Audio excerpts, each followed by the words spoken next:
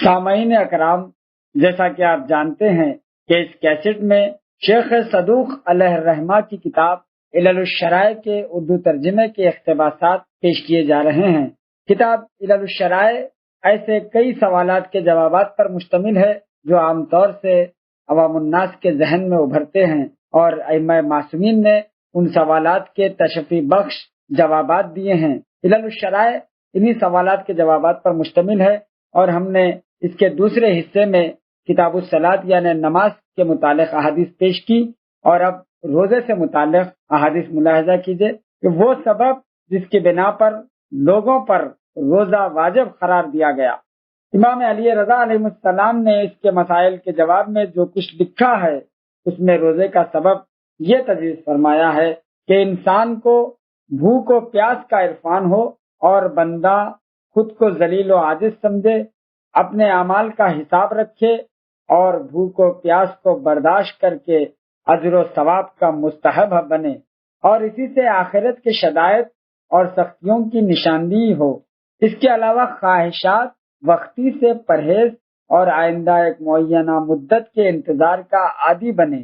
اسے معلوم ہو جائے کہ بیچارے فقیر اور مساکین خواہ دنیا کے ہوں یا آخرت کے، وہ کن شدائد میں بسر کر رہے ہوں۔ اور انہی روایت سے بیان کیا جاتا ہے کہ امام جعفر صادق علیہ السلام سے روزے کی علت دریافت کی تو آپ نے فرمایا کہ روزے کے حکم کا سبب یہ ہے کہ فقیر اور دولت مند کم از کم اس وقت تو برابر ہو جائے، یا اس کے لیے کہ دولت مند تو کبھی یہ جان ہی نہیں سکتا کہ بھوک کیا چیز ہے تاکہ وہ فقیروں پر ترس کھائے، کیونکہ وہ دولت مند جب جس چیز کو چاہے گا اسے مہیا کر لے گا، اس کے بس میں ہے۔ تو اللہ نے چاہا کہ روزے کے دوران اپنی مخلوق کو برابر کر دے اور دولت مند بھی بھوک کا مزہ چکے، تاکہ وہ ضعیفوں پر مسکینوں پر مہربانی کرے اور بھوکوں پر ترس کھائے۔ الغرض جو آپ کے پدر بزرگوار نے جواب دیا تھا وہی آپ نے بھی جواب دیا، اور وہ سبب کہ جس کی بنا پر اللہ نے امت محمدی پر 30 دن کے روزے فرض کیے، جبکہ گزشتہ امتوں پر اس سے زیادہ فرض کیے گئے تھے۔ امام حسن ابن علی علیہ السلام نے فرمایا کہ ایک مرتبہ چند یہودی رسول اسلام کی خدمت میں آئے۔ ان میں سے جو سب سے زیادہ صاحب علم تھا اس نے حضرت سے چند مسائل دریافت کیے۔ من جملہ ان کے ایک مسئلہ یہ بھی تھا کہ کیا وجہ ہے کہ اللہ نے آپ کی امت پر 30 دن کے روزے فرض کیے، حالانکہ سابقہ امتوں پر اس سے زیادہ روزے فرض کیے۔ نبی اکرم نے فرمایا کہ بات یہ ہے کہ جب حضرت آدم نے درخت کے پھل کھائے تو وہ ان کے پیٹ میں 30 دن تک رہا، اس لیے اللہ نے ان کی ذریت پر 30 دن تک بھوک و پیاس فرض کر دیا۔ اور یہ بات کہ یہ لوگ شب میں کھا پی لیتے ہیں، یہ ان پر اللہ تعالیٰ کی مہربانی ہے، اور اسی طرح حضرت آدم پر بھی یہ روزہ فرض تھا اور میری امت پر بھی یہی روزہ فرض کیا ہے۔ اس کے بعد حضرت نے اس آیت کی تلاوت فرمائی، کتب علیکم الصیام کما کتب علی الذین من قبلکم لعلکم تتقون وایاما معدودات، تم لوگوں پر روزہ اسی طرح فرض کیا گیا کہ جس طرح تم سے پہلے لوگوں پر فرض کیا گیا تھا، تاکہ تم لوگ تقوی اختیار کرو۔ یہ چند دنوں کے روزے ہیں۔ یہ سورہ بقرہ کی 184 اور 83 آیت ہے۔ یہودی نے کہا، محمد آپ نے سچ فرمایا، اب بتائے کہ جو شخص روزہ رکھے گا اس کو اس کی جزا کیا ملے گی؟ آپ نے فرمایا کہ جو مومن بھی حساب کر کے ماہ رمضان میں روزے رکھے گا تو اللہ تعالیٰ اس کے لیے 7 باتیں لازم قرار دے گا۔ سب سے پہلے یہ کہ اس کے جسم سے حرام پگھل کر نکل جائے گا، اور دوسرے وہ اللہ تعالیٰ کی رحمت سے قریب ہو جائے گا، تیسرے یہ کہ ان کے باپ حضرت آدم کی خطا کا کفارہ بن جائے گا، اور چوتھے اللہ تعالیٰ اس پر سکرات موت آسان کر دے گا، پانچویں اللہ تعالیٰ اس کو قیامت کے دن بھوک و پیاس سے امان دے گا، چھٹے اللہ تعالیٰ اس کو جہنم سے برات عطا فرمائے گا، ساتویں اللہ تعالیٰ اس کو جنت کی طیب غذائیں کھلائے گا۔ اس یہودی نے کہا، اے محمد آپ نے سچ فرمایا۔ اور وہ سبب کہ جس کی بنا پر رسول اللہ نے ہر ماہ کے اول و آخر 2 پنجشنبوں اور درمیان ماہ کے چہارشنبے کو روزہ رکھنے کو سنت قرار دیا۔ امام جعفر صادق علیہ السلام سے روایت ہے ایک مرتبہ رسول اسلام سے 2 پنجشنبوں اور ان دونوں کے درمیان چہارشنبے کے روزے کے متعلق دریافت کیا گیا تو آپ نے فرمایا کہ پنجشنبے کے دن اعمال پیش کیے جائیں گے اور چہارشنبہ وہ دن ہے کہ جس دن جہنم کی آگ پیدا کی گئی اور اس دن کا روزہ جہنم سے چھٹکارا دلائے گا۔ اور حضرات، روزے کے بعد زکوٰۃ سے متعلق چند احادیث ملاحظہ فرمائیں۔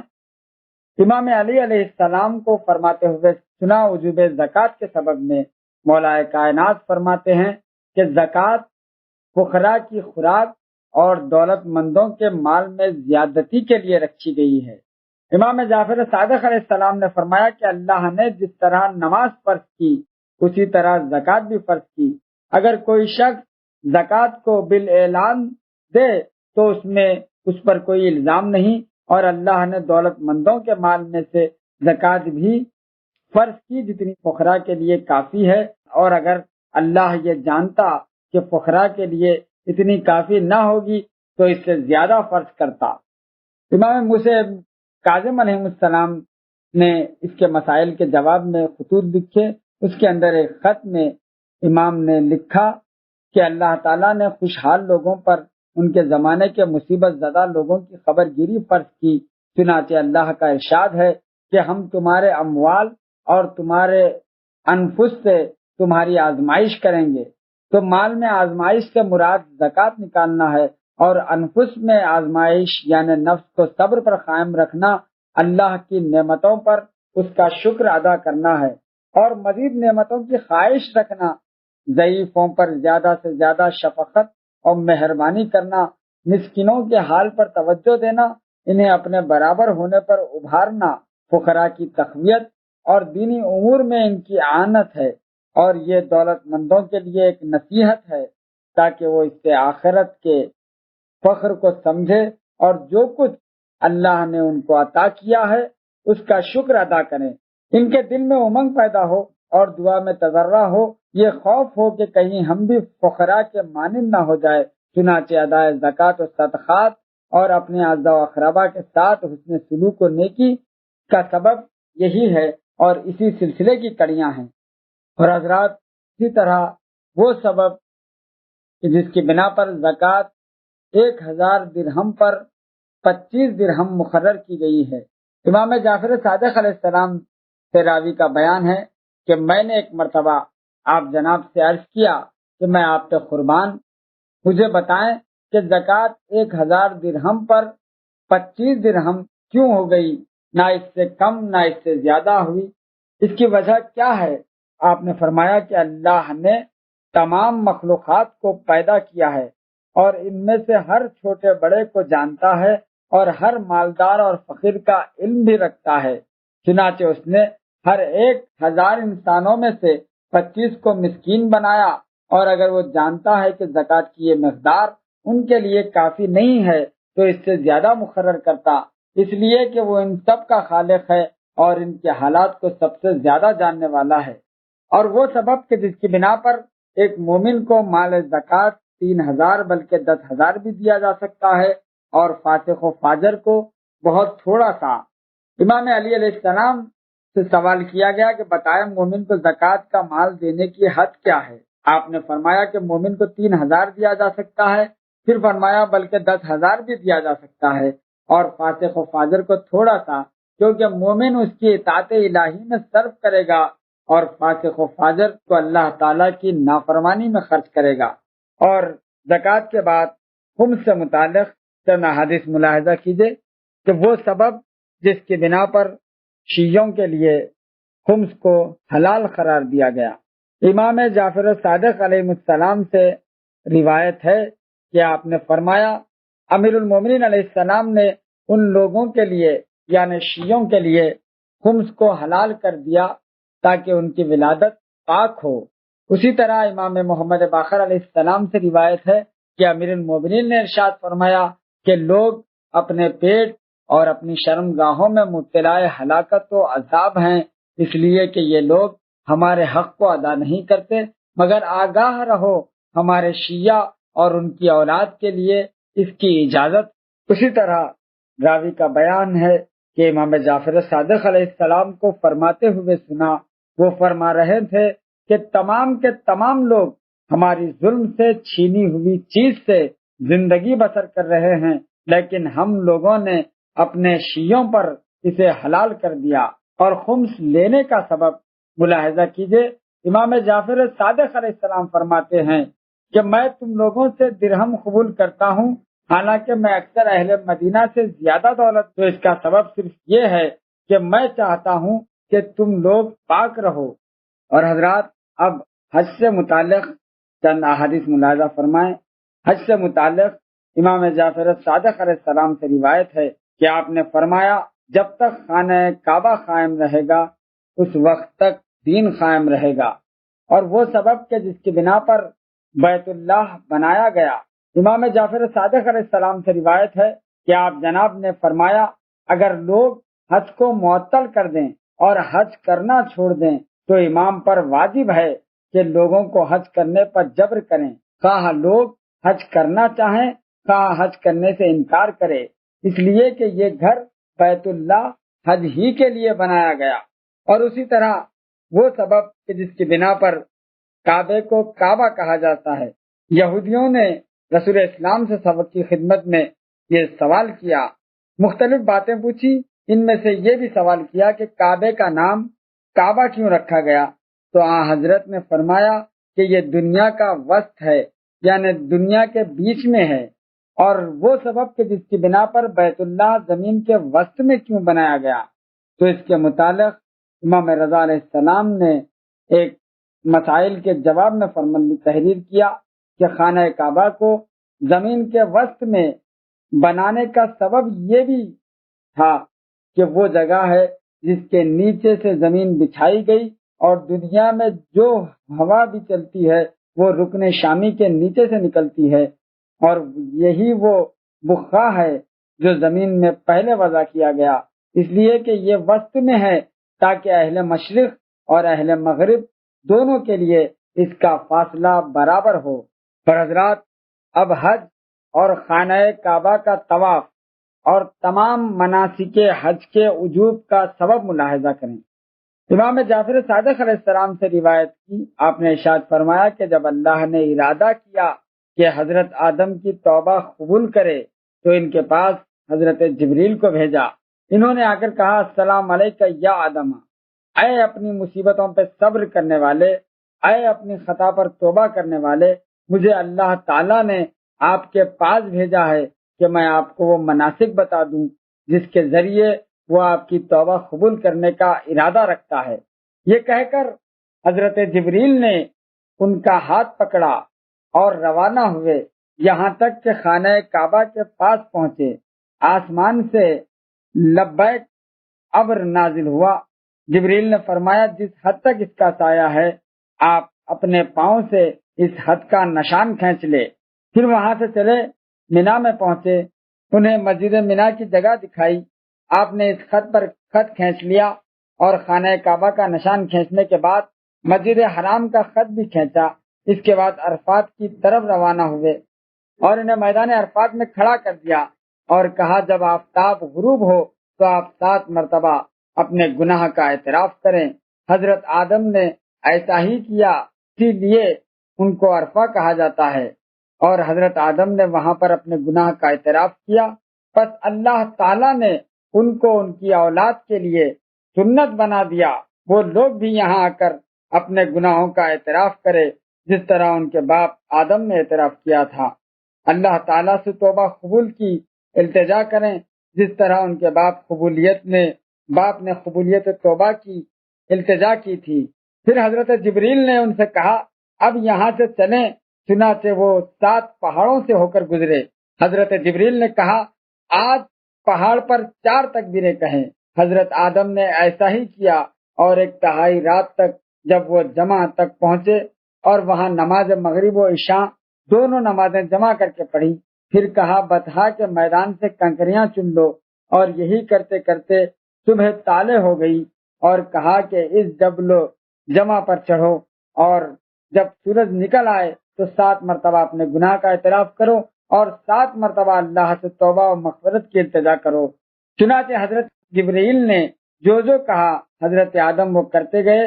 دونوں جگہ اعتراف گناہ اس لیے رکھا کہ یہ ان کی اولاد میں سنت قرار پائے۔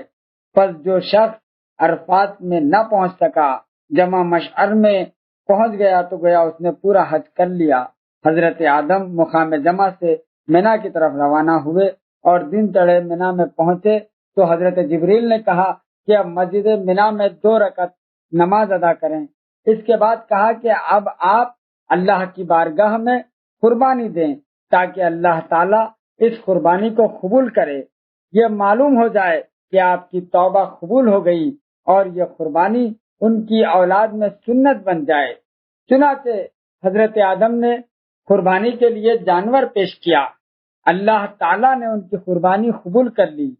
آسمان سے ایک آگ بھیجی، اس نے حضرت آدم کی قربانی کو لے لیا۔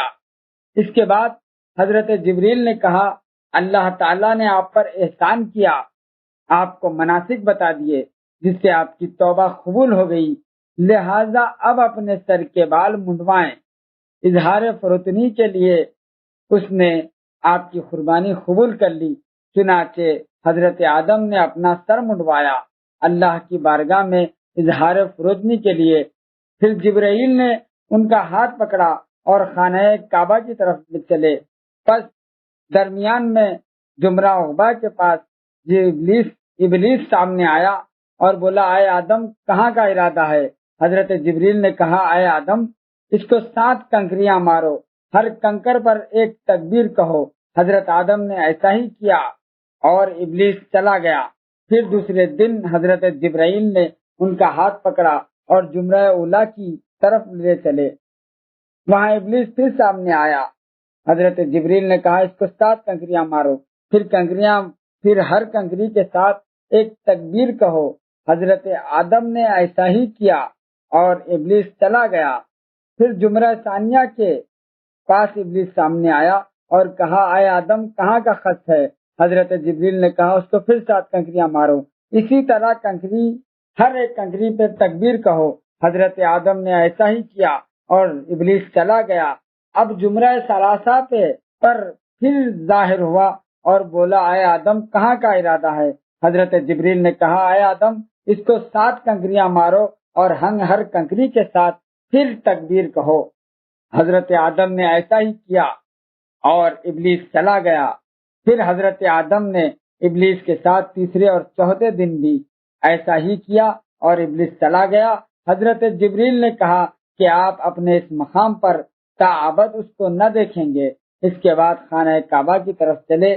جبریل نے کہا اب آپ 7 مرتبہ خانہ کعبہ کا طواف کریں اور حضرت آدم نے ایسا ہی کیا تو حضرت جبریل نے کہا لیجئے اللہ نے آپ کی خطا معاف کر دی، آپ کی توبہ قبول کی اور اب آپ کی زوجہ آپ پر حلال ہے۔ امام جعفر صادق علیہ السلام کی خدمت میں راوی حاضر ہوا اور عرض کیا کہ میں آپ پہ قربان، مجھے قول خدا والقلم وما یسترون، نون قلم اور اس چیز کی جو لکھتے ہیں اس کی قسم، سورہ القلم آیت نمبر 1 کی تفسیر بتائیں۔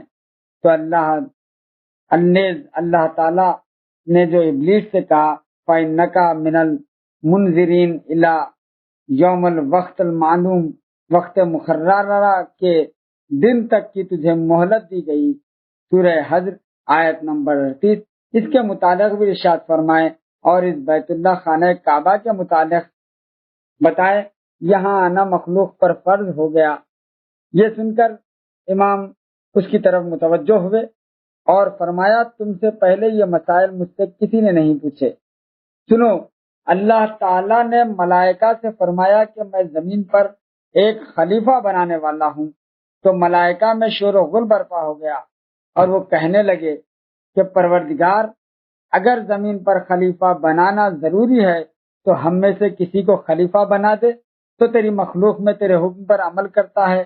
تو اللہ نے کہا کہ ان کی استدعا رد کر دی گئی اور کہا کہ وہ سب جانتا ہوں جو تم نہیں جانتے۔ اب ملائکہ نے خیال کیا کہ ہماری یہ استدعا اللہ تعالیٰ کی ناراضگی کا سبب بن گئی، تو انہوں نے عرش میں پناہ لی اور اس کے گرد طواف کرنے لگے۔ اللہ نے انہیں حکم دیا کہ ایک گھر جو سنگ مرمر کا بنا ہوا ہے اس کی چھت یاقوت سرخ کی اور اس کے ستون زبر جد کے ہیں۔ اس میں 72,000 ملک ہر روز وقت مقررہ کے معلوم دن تک داخل ہوتے رہیں گے، اور وقت معلوم کا دن وہ دن ہے جس دن ایک مرتبہ سور پھونکا جائے گا، اور پہلی مرتبہ سور پھونکنے اور دوسری مرتبہ سور پھونکنے کے درمیان ابلیس مر جائے گا۔ اب نون جس کے متعلق سوال کیا گیا تو وہ جنت کی ایک نہر ہے، جو برف سے زیادہ سفید اور شہد سے زیادہ شیریں، اور اللہ نے اس کو حکم دیا کہ وہ روشنائی بن جا، وہ روشنائی بن گئی۔ پھر اللہ تعالیٰ نے ایک درخت لیا، اس کو اپنے ہاتھ سے نصب کیا، اور ہاتھ سے مراد قوت ہے، وہ نہیں ہے جو مشبہ فرقہ مراد لیا جاتا ہے۔ اس سے کہا تو قلم بن جا، وہ قلم بن گیا۔ اس کو حکم دیا کہ لکھ، اس نے عرض کیا کہ پروردگار کیا لکھوں؟ حکم ہوا کہ وہ سب کچھ لکھ دے جو قیامت تک ہونے والا ہے۔ اس نے ایسا ہی کیا، پھر اس کی زبان پر مہر لگا دی اور کہا وقت معلوم کے دن تک بالکل نہ بولنا۔ امام محمد باقر علیہ السلام سے کسی سے روایت ہے، آپ نے فرمایا کہ اللہ نے حضرت آدم کو خلق کرنے کا ارادہ کیا تو ملائکہ سے کہا کہ زمین پر میں ایک خلیفہ و نائب بنانا چاہتا ہوں۔ ملائکہ میں صرف 2 ملائکہ نے کہا کہ اس کو خلیفہ بنائے گا تو زمین پہ فساد پھیل جائے گا، خون ریزی کرے گا۔ تو ان دونوں ملائکہ اور اللہ تعالیٰ کے درمیان ایک پردہ کھنچ گیا۔ اس سے پہلے اللہ کا نور ملائکہ پر ظاہر تھا، اب جب کہ پردہ کھنچ گیا تو ان دونوں کو معلوم ہو گیا کہ ہم لوگوں کو اس بات سے اللہ ناراض ہے۔ پھر ان دونوں نے دوسرے ملائکہ سے مشورہ کیا اب کیا کرے اور ہماری توبہ کیسے قبول ہوگی؟ ان لوگوں نے کہا کہ تم دونوں کے لیے ہم اور کچھ نہیں جانتے، صرف یہ جانتے ہیں کہ تم دونوں عرش سے پناہ چاہو۔ چنانچہ ان دونوں نے عرش سے پناہ چاہی، یہاں تک کہ اللہ کی طرف سے توبہ کی قبولیت کا فرمان جاری ہو گیا۔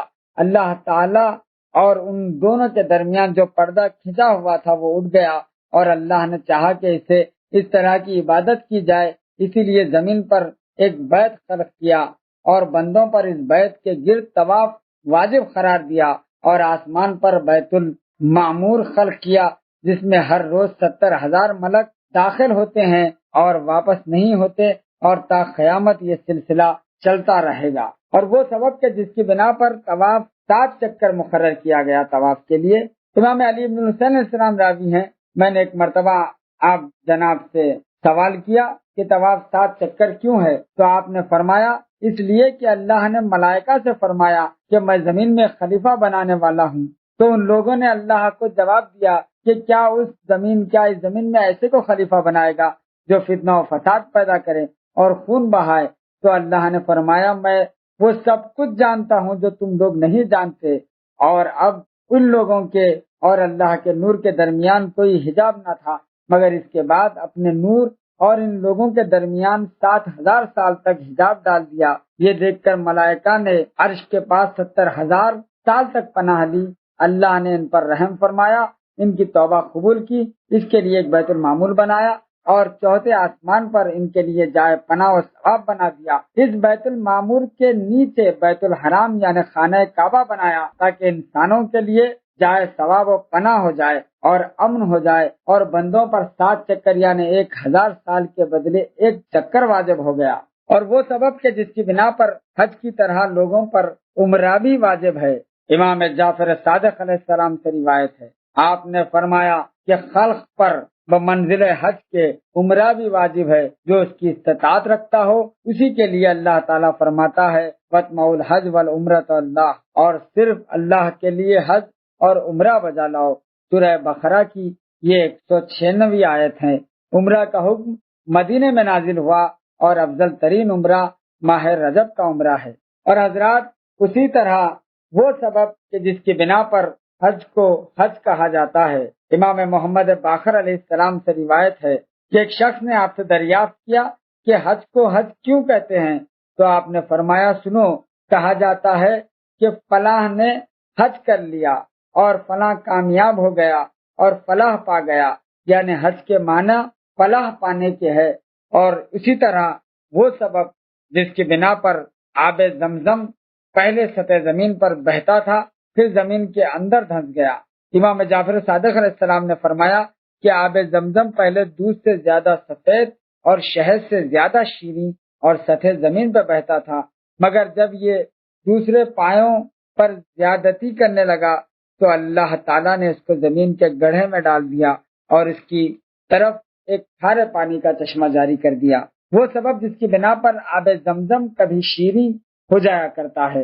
امام جعفر صادق علیہ السلام سے ایک مرتبہ کسی نے سوال کیا تو آپ کے سامنے آب زمزم کا ذکر آیا تو آپ نے فرمایا کہ حجر اسود کے نیچے سے ایک چشمہ اس کی طرف جاری ہوتا ہے، اور جب اس چشمے کا پانی آب زمزم پر غالب آ جاتا ہے تو آب زمزم شیریں ہو جایا کرتا ہے۔ اور حضرات، اسی طرح سے ایک سبب یعنی حجر اسود اور رکن یمانی اور مستجار کو مس کرنے کا سبب امام جعفر صادق علیہ السلام سے راوی کا بیان ہے، ایک مرتبہ میں نے امام سے دریافت کیا کہ حجر اسود کا اسلام مس کرنا اور بوسہ لینا کیوں کیا جاتا ہے؟ آپ نے فرمایا اس لیے کہ اس میں تمام خلائق کے عہد و میثاق و ودیت ہے، اور ایک دوسری حدیث میں ہے کہ آپ نے فرمایا کہ اس لیے اللہ تعالیٰ نے اپنے بندوں سے عہد و میثاق لیا تھا، حجر اسود کو حکم دیا کہ اس عہد و میثاق کو نگل لے، اس نے نگل لیا، پھر اس نے اپنے عہد و میثاق کو پورا کیا، اس کی گواہی دی۔ اور ایک روایت میں امام رضا غریب علیہ السلام فرماتے ہیں، اور کسی مسائل کے جواب میں کچھ تحریر کیا، فرمایا اس نے حجر اسود کو بوسہ اور مس کرنے کا بھی سبب تحریر فرمایا تھا۔ اللہ نے جب بنی آدم سے عہد و میثاق لیا تو حجر اسود نے اس کو نگل لیا، اسی بنا پر لوگوں پر تجدید عہد و پیمان فرض کیا گیا، اور اسی بنا پر لوگ حجر اسود کے پاس جا کر کہتے ہیں میں نے اپنی نما امانت تیرے حوالے کی اور عہد و پیمان تجھے یاد دلاتا ہوں تاکہ تو اس کی گواہی دینا۔ اور اسی بنا پر حضرت سلیمان کا قول ہے کہ قیامت کے دن حجر اسود لایا جائے گا تو وہ کوہ ابو الخیس کی مانند بڑا ہوگا، اس کی زبان اور ہونٹ ہوں گے تاکہ وہ لوگوں کے عہد و پیمان کی گواہی دے دے۔ اور حضرات، اسی طرح حج کا ذکر کرتے ہوئے وہ سبب کہ جس کی بنا پر صفا و مروہ کے درمیان طے قرار دی گئی۔ امام جعفر صادق علیہ السلام نے کہا کہ جب حضرت ابراہیم علیہ السلام نے اسماعیل کو مکے میں چھوڑا تو بچوں کو پیاس لگی، اور صفا و مروہ کے درمیان ایک درخت تھا۔ حضرت اسماعیل کی والدہ تلاش آب میں نکلی اور کوہ صفا پہ کھڑی ہو کر بولی اس وادی میں کوئی مونس و مددگار ہے؟ مگر کہیں سے کوئی جواب نہیں ملا، تو وہاں سے چل کر مروہ پہنچی، آواز دی کیا اس وادی میں کوئی مونس و مددگار ہے؟ مگر یہاں بھی کوئی جواب نہ پایا، تو پھر کوہ صفا کی طرف واپس آئی اور وہاں بھی یہی آواز دی۔ اسی طرح آپ نے 7 مرتبہ چکر لگائے تو اللہ تعالیٰ نے اس کو سنت قرار دے دیا۔ اور پھر حضرت جبریل آئے اور پوچھا تم کون ہو؟ ان معظمہ نے کہا میں حضرت ابراہیم کے فرزند کی ماں ہوں۔ حضرت جبرائیل نے پوچھا انہوں نے تم لوگوں کو کس کے بھروسے پہ چھوڑا؟ ان معظمہ نے کہا کہ جب وہ واپس جانے لگے تو میں نے ان سے پوچھا کہ آپ ہمیں کس کے حوالے کیے جا رہے ہیں؟ تو انہوں نے کہا اللہ کے حوالے کیے جا رہا ہوں۔ حضرت جبرائیل نے کہا اچھا، تو پھر جس کے حوالے کر گئے وہ کافی ہے۔ اور اس وقت لوگ مکے کی طرف سے ہو کر گزرنے سے اجتناب کرتے تھے، اس لیے کہ پانی نہ تھا۔ چنانچہ بچے حضرت اسماعیل نے جو ایڑیاں رگڑی تو چشمہ زمزم پھوٹ پڑا، اور مادر اسماعیل نے جب یہ دیکھا تو وہ کوہ مروہ سے اپنے بچے کی طرف واپس آئیں۔ پانی ابل رہا تھا، اس کے گرد مٹی جمع کرنے لگی تاکہ پانی بہہ نہ جائے۔ واقعی اگر اسے چھوڑ دیتی تو بہنے لگتا۔ آپ نے فرمایا جب چڑیوں نے وہاں پانی دیکھا تو اس کے گرد منڈانے لگے، اور یمن کا ایک قافلہ ادھر سے گزر رہا تھا، انہوں نے چڑیوں کو دور سے منڈاتے ہوئے دیکھا تو سوچا چڑیاں پانی کے سوا کس چیز پر منڈلاتی ہیں، وہاں ضرور پانی ہوگا۔ تو پانی پینے کے لیے ادھر آئے اور انہوں نے انہیں پانی پلایا، اور قافلے کے پاس کھانے کے لیے جو چیز تھی ان میں سے لوگوں کو کھلایا۔ اس طرح اللہ نے ان کے لیے رزق مہیا کر دیا۔ چنانچہ اب سارے قافلے ادھر سے گزرنے لگے، اہل قافلہ ان کو کھانا دیتے اور یہ لوگ اہل قافلے کو پانی دیتے۔ اور حضرات وہ سبب کہ جس کی بنا پر عرفات کا نام عرفات ہو گیا۔ امام جعفر صادق علیہ السلام سے عرفات کے متعلق دریافت کیا تو اس کا نام عرفات کیوں رکھا گیا؟ تو آپ نے فرمایا کہ حضرت جبرائیل حضرت ابراہیم کو یوم عرفہ ساتھ لے کر عرفات کے میدان میں گئے، اور جب آفتاب کے زوال کا وقت آیا تو کہا، اے ابراہیم، آپ اپنے گناہوں کا اعتراف کریں اور اپنے مناسک کو پہچانیں، کیونکہ حضرت جبرائیل نے کہا تھا اعتراف کریں، انہوں نے اعتراف کیا، اس لیے اس جگہ کا نام عرفات رکھ دیا گیا۔ اور حضرات اب ملاحظہ کیجئے جانوروں کی قربانی کا سبب۔ امام محمد باقر علیہ السلام نے اپنے آبا و کرام سے روایت کی، آپ نے فرمایا کہ رسول اسلام نے ارشاد فرمایا کہ اللہ نے جانوروں کی قربانی اس لیے رکھ دی ہے کہ تم لوگوں کے غریبوں اور مسکینوں کو گوشت ملنے میں توسیع ہو، آسانی ہو، لہذا تم لوگ ان کو قربانی کا گوشت کھلاؤ۔ اور امام جعفر صادق علیہ السلام نے ایک مرتبہ راوی نے آپ سے دریافت کیا کہ جانوروں کی قربانی قرار دینے کا سبب کیا ہے؟ تو آپ نے فرمایا اس لیے کہ جانور کے قربانی کے خون کا پہلا خطرہ جو ہی زمین پہ گرتا ہے اللہ قربانی کرنے والے کی مغفرت فرما دیتا ہے، اور یہ دیکھنا چاہتا ہے کہ غیب سے کون ڈرتا ہے، چنانچہ اللہ ارشاد فرماتا ہے کہ اللہ تعالیٰ تک ان کا گوشت پہنچے گا اور نہ خون، ہاں اس تک تمہاری پرہیزگاری یقیناً پہنچے گی۔ سورہ حج کی یہ 37ویں آیت ہے۔ پھر اللہ نے حابیل کی قربانی کیسے قبول کر لی اور قابیل کی قربانی کو رد کر دیا، بیان کیا مجھ سے محمد ابن حسن ابن احمد ابن ولید نے، انہوں نے کہا کہ مجھ سے بیان کیا ابی جمیلہ سے، انہوں نے امام جعفر صادق سے روایت کی ہے، میں نے ایک مرتبہ جناب سے قربانی کے گوشت کے متعلق دریافت کیا تو آپ نے فرمایا کہ حضرت علی ابن حسین اور آپ کے فرزند محمد باقر 1/3 اپنے ہمسایوں میں تقسیم کر دیتے تھے اور 1/3 فقہا اور مساکین کو دے دیتے اور 1/3 اپنے اہل بیت کے لیے رکھ لیتے۔ اور حضرات وہ سبب کہ جس کی بنا پر قربانی کے جانوروں کی اچھی طرح دیکھ بھال مستحب ہے۔ رسول اکرم کا ارشاد ہے کہ تم لوگ اپنے قربانی کے جانوروں کو اچھی طرح دیکھ بھال کرو، اس لیے کہ صراط پر یہی تمہاری سواریاں ہوں گی۔ اور وہ سبب کہ جس کے بنا پر قربانی کے گوشت کو 3 دن سے زیادہ محفوظ رکھنے سے منع کیا گیا ہے۔ امام محمد باقر علیہ السلام سے روایت ہے، آپ نے فرمایا کہ نبی اکرم قربانی کے گوشت کو 3 دن سے زیادہ ضرورت کے لیے محفوظ و محسوس رکھنے سے منع فرماتے تھے، اور 1 دن تک تو کوئی حرج نہیں۔ اور امام جعفر صادق علیہ السلام سے قربانی کا گوشت مینا میں 3 دن سے زیادہ بچائے رکھنے کے متعلق دریافت کیا تو آپ نے فرمایا اب کوئی حرج نہیں۔ حضرت علی علیہ السلام سے آپ نے فرمایا رسول اکرم نے ایک مرتبہ ارشاد فرمایا کہ میں نے تم لوگوں کو 3 باتوں کے لیے منع کیا تھا، اول قبروں کی زیارت سے منع کیا تھا مگر اب قبروں کی زیارت کرو، دوسرے قربانی کے گوشت سے منع کیا تھا 3 دن بعد نکالنے سے منع کیا تھا مگر اب اسے کھاؤ اور ذخیرہ کر لو، تیسرے میں نے عرق انگور و کھجور سے منع کیا تھا مگر اب اسے استعمال کرو۔ یاد رہے کہ ہر نشہ آور شے حرام ہے، یعنی وہ عرق جو دن میں نکالا جائے اور شب میں پیا جائے، یا رات میں نکالا جائے اور دن میں پیا جائے، مگر جب اس میں ابال آ جائے تو حرام ہے۔ اور حضرات اسی طرح وہ سبب جس کی بنا پر قربانی کے لیے بھیڑ 2 سال کا کافی ہے مگر بکرا 2 سال کا کافی نہیں ہے۔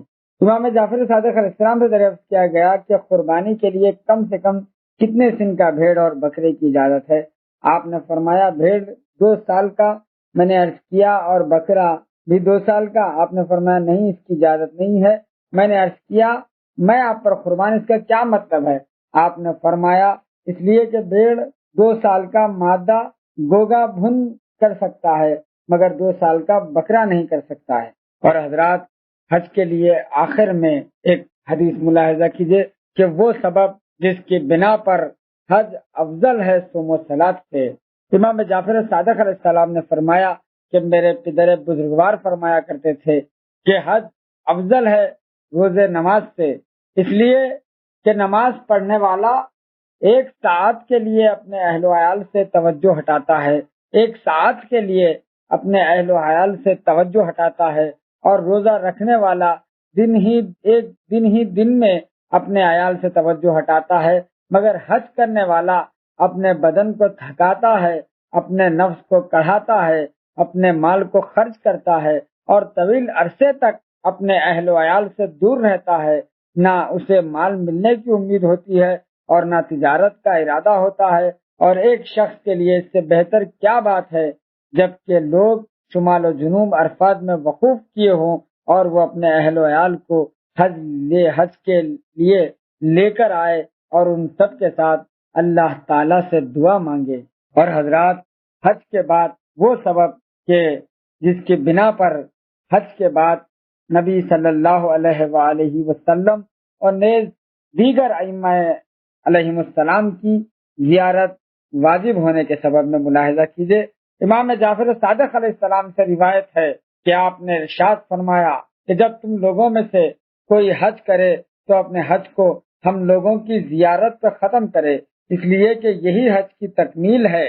اور امام محمد باقر علیہ السلام نے فرمایا کہ امام کی ملاقات پر حج پورا ہوتا ہے۔ اور اسی طرح امام رضا علیہ السلام فرماتے ہیں کہ ہر امام کا ایک عہد ہوتا ہے اور اپنے چاہنے والوں اور اپنے شیعوں کی گردن پر، اور اس کی عہد کی وفا اور اس کی ادائیگی اس وقت پوری ہوتی جب وہ ائمہ کے قبور کی زیارت کرے۔ پس جب کوئی زائر رغبت کے ساتھ ان کی امامت کی تصدیق کے ساتھ ان کی خبروں کی زیارت کرے گا، ان کے ائمہ قیامت کے دن شفاعت فرمائیں گے۔ اور امام محمد باقر فرماتے ہیں کہ لوگوں کو حکم دیا گیا کہ وہ ان پتھروں کے پاس آئیں اور ان کا طواف کریں، اس کے بعد ہمارے پاس آ کر ہمیں اپنی دوستی اور محبت کی خبر دیں اور ہمارے سامنے اپنی نصرت اور مدد کو پیش کریں۔ اسی طرح رسول اسلام نے فرمایا کہ اے فرزند، جو شخص میری زیارت میری زندگی میں یا میرے مرنے کے بعد کرے گا یا تمہارے باپ کی زیارت کرے گا۔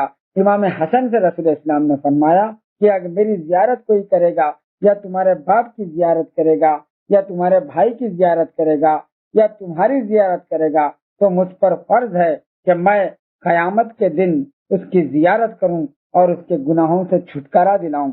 اسی طرح امام جعفر صادق علیہ السلام نے عرض کیا کہ اگر کوئی شخص آپ لوگوں میں سے کسی کی زیارت کرے تو اس کے لیے کیا ثواب ہے؟ امام نے فرمایا، امام جعفر صادق نے، کہ ایسا ہی ہے جیسے رسول اسلام کی زیارت کی ہو۔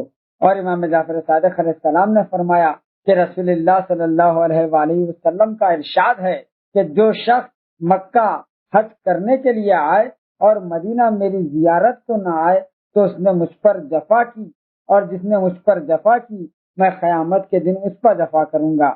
اور جو شخص زیارت کے لیے میرے پاس آیا تو میری شفاعت اس کے لیے لازمی ہے، جس کے لیے میری شفاعت لازمی ہے اسی کے لیے جنت بھی لازمی ہے۔ اور حضرات، اس کے بعد چند متفرق احادیث ملاحظہ کریں جو علل الشرائع کے باب نوادر کے ضمن میں لکھی گئی ہیں۔ وہ سبب کہ جس کی بنا پر اللہ تعالی بندوں کی سزا کو مؤخر کر دیتا ہے۔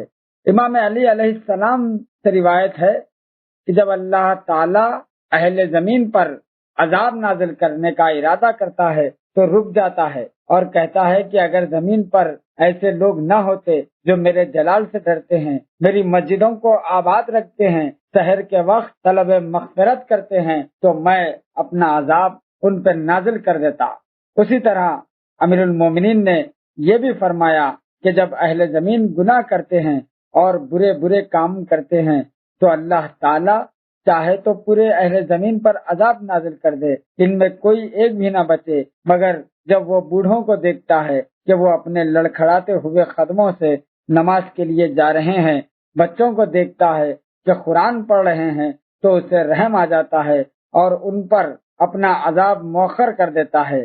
اسی طرح رسول اکرم نے ارشاد فرمایا کہ جب اللہ تعالی یہ دیکھتا ہے کہ اس عبادت آبادی کے لوگ گناہوں کے ارتکاب میں حد سے بڑھ گئے اور اس آبادی میں صرف چند افراد مومن ہے، تو اللہ تعالیٰ پوری آبادی کے لوگوں کو پکار کر کہتا ہے کہ اے میری معصیت کرنے والوں، اگر میرے جلال سے ڈرنے والے، میری مسجدوں اور میری زمین کو نمازوں سے آباد رکھنے والے اور میرے خوف سے سحر کے وقت استغفار کرنے والے نہ ہوتے تو میں تم سب پر اپنا عذاب نازل کر دیتا اور کوئی پرواہ نہیں کرتا۔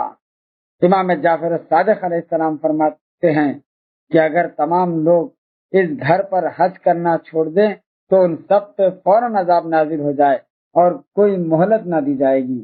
امام جعفر صادق علیہ السلام نے یہ بھی فرمایا کہ کچھ لوگوں سے گناہ سرزد ہوئے تو وہ خوف زدہ ہوئے اور ڈرے۔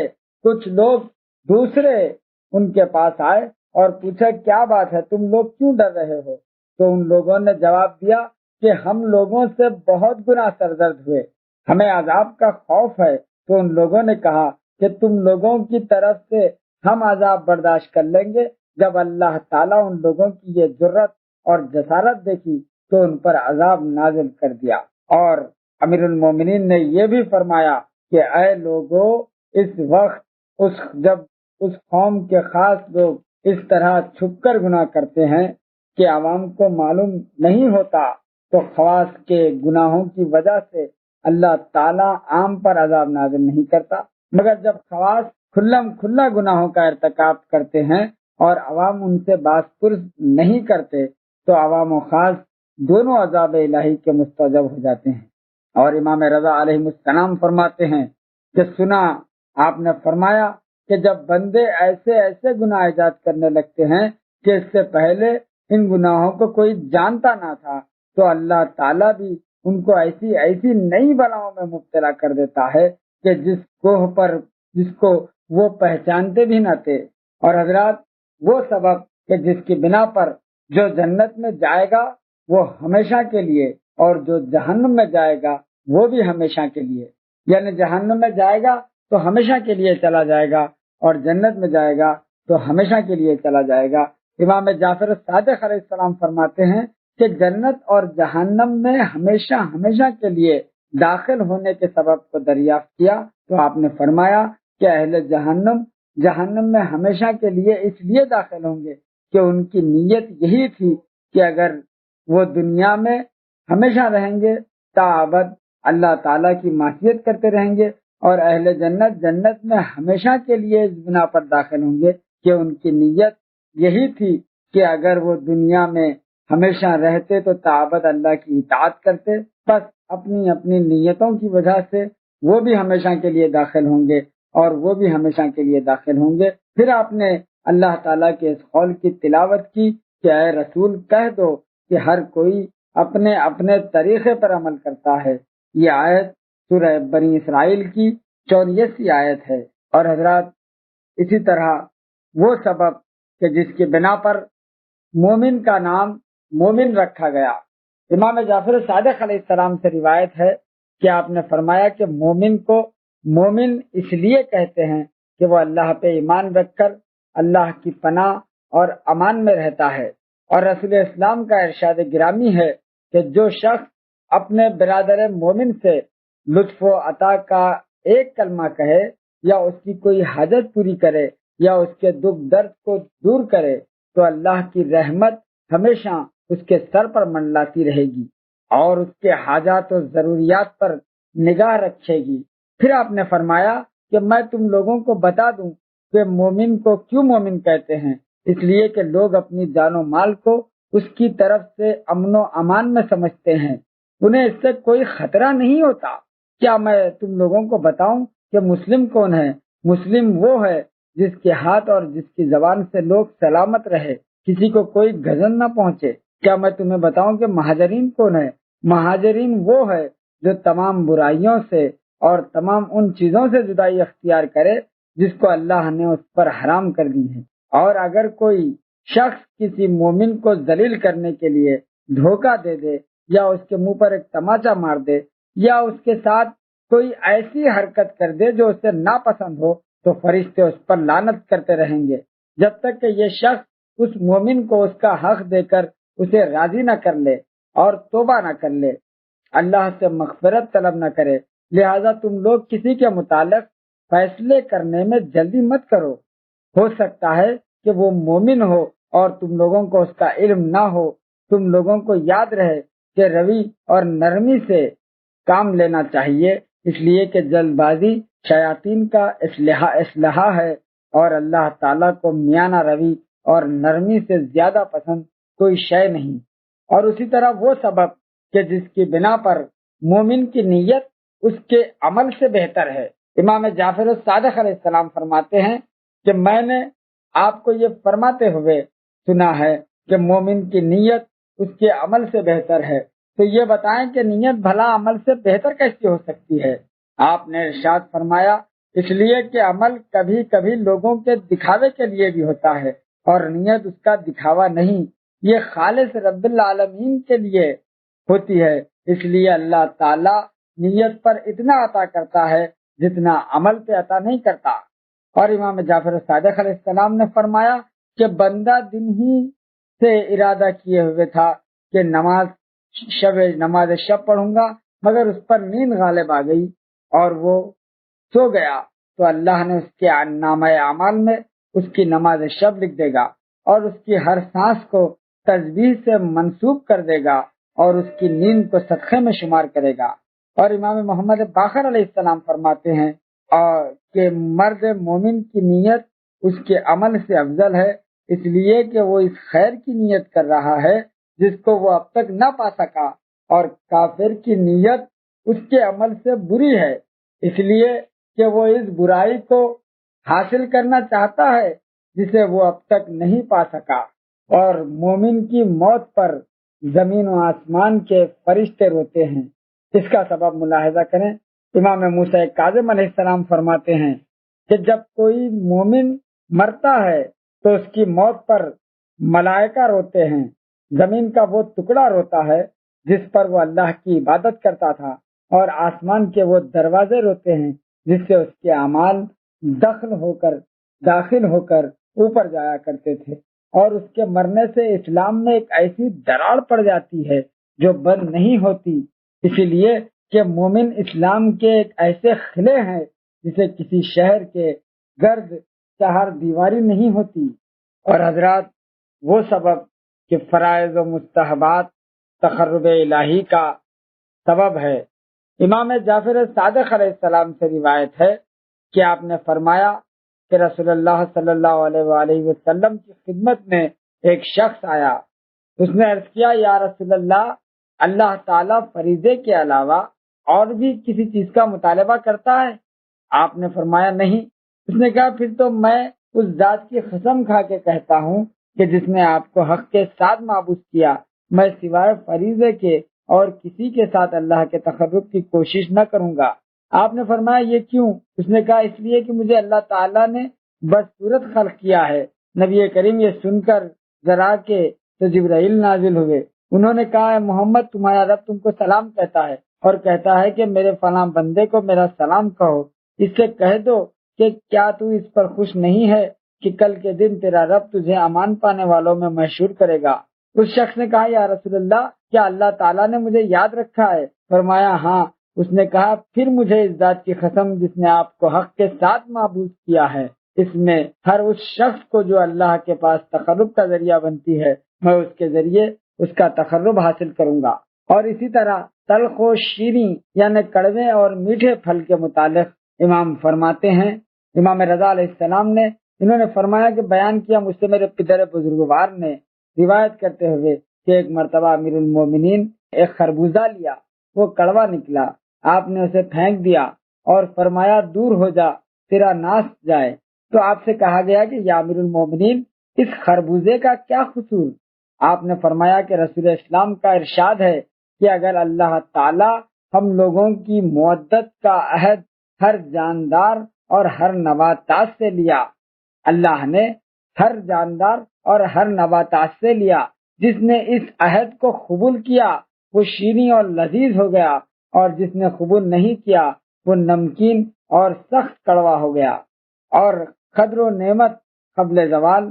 اس سلسلے میں امام نے فرمایا کہ نعمت کے ساتھ اچھا سلوک کرو قبل اس کے کہ وہ تم سے جدا ہو جائے، اس لیے کہ یہ زائل ہونے والی ہے، اور صاحب نعمت اس کے ساتھ جو سلوک کیا وہ اس کی گواہی دے گی۔ اور اللہ مومن و کافر دونوں کو اسباب کے فراہم کر دیتا ہے۔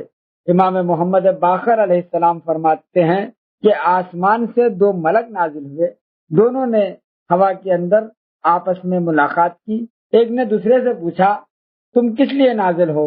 اس نے کہا مجھے اللہ نے بحر عائل کی طرف بھیجا ہے تاکہ وہاں کچھ مچھلیاں جمع کر دوں اور اس کا شکار اس تک پہنچاؤں، اور اس طرح اللہ نے اس کافر کی تمنا اور خواہش پوری کر دی۔ اب تم بتا سکتے ہو، دوسرے فرشتے سے پوچھا کہ اب تم بتا سکتے ہو کہ تم کس کام کے لیے بھیجے گئے ہو؟ دوسرے ملک نے کہا کہ مجھے اللہ نے تم سے بھی زیادہ تعجب خیز کام کے لیے بھیجا، مجھے اللہ نے ایک ایسے بندے مومن کے لیے بھیجا ہے جو دن کو روزہ رکھتا ہے اور راتوں کو کھڑے ہو کر عبادت کرتا ہے، اس کی دعائیں اور اس کے روزے آسمان میں شہرت رکھتے ہیں، اور مجھے اس لیے بھیجا ہے تاکہ میں اس کی ہانڈی کو الٹ دوں جس میں اس نے اپنا افطار پکایا ہے، تاکہ اس مومن کے ایمان کے حد کا درجہ اور اس کا امتحان لے لیا جائے۔ بے سود علاج چھوڑ دو۔ اس سلسلے میں امام فرماتے ہیں کہ سنا کہ اطباء کے معالجے کو دفع کرو، اس سے تمہارے امراض دفع نہیں ہوتے، اس لیے کہ یہ ایک ایسی بنیاد ہے کہ جس کا خلیل بھی کثیر کی طرف کھینچ جاتا ہے، اور ہر وہ عمل جو غیر اللہ کے لیے ہو بیکار ہے۔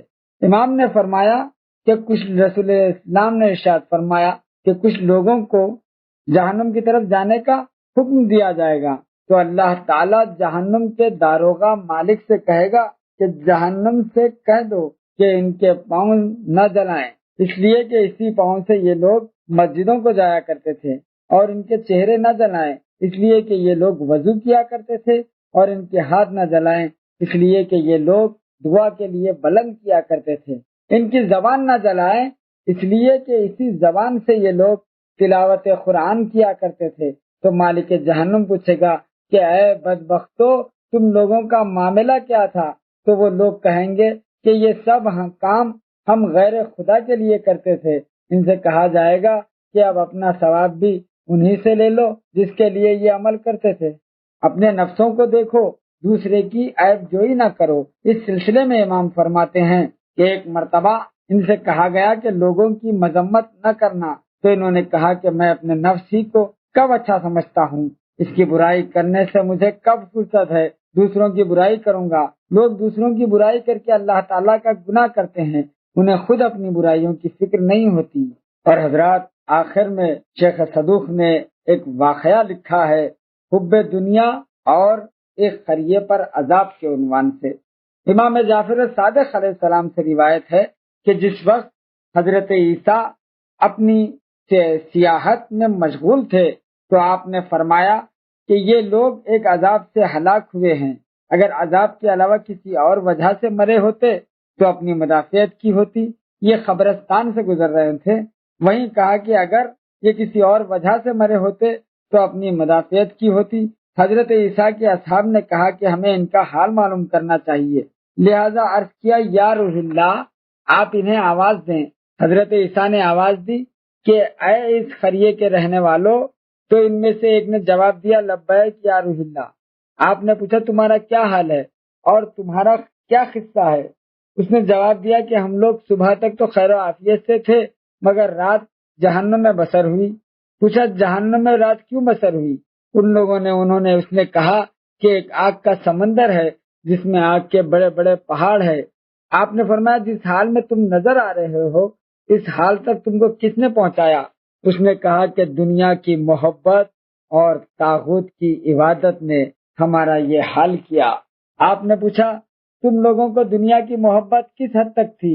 اس نے جواب دیا اتنی محبت جو ایک بچے کو اپنی ماں سے ہوتی تھی، اس سے قریب آئے خوش ہو جاتا اور چھوڑ کر ذرا دور ہو جاتی تو رونے لگتا، اسی طرح ہمیں دنیا کی محبت تھی۔ آپ نے پوچھا ان سب میں صرف تم نے میری آواز پر لبیک کیوں کیسے کہا؟ اس نے کہا کہ یہ لوگ بول ہی نہیں سکتے، ان کے منہ میں آگ کی لگام لگی ہوئی ہے، میں ان لوگوں کے ساتھ رہتا تھا مگر ان لوگوں جیسا نہ تھا، چنانچہ جب عذاب آیا تو ان لوگوں کے ساتھ میں بھی لپیٹ میں آ گیا۔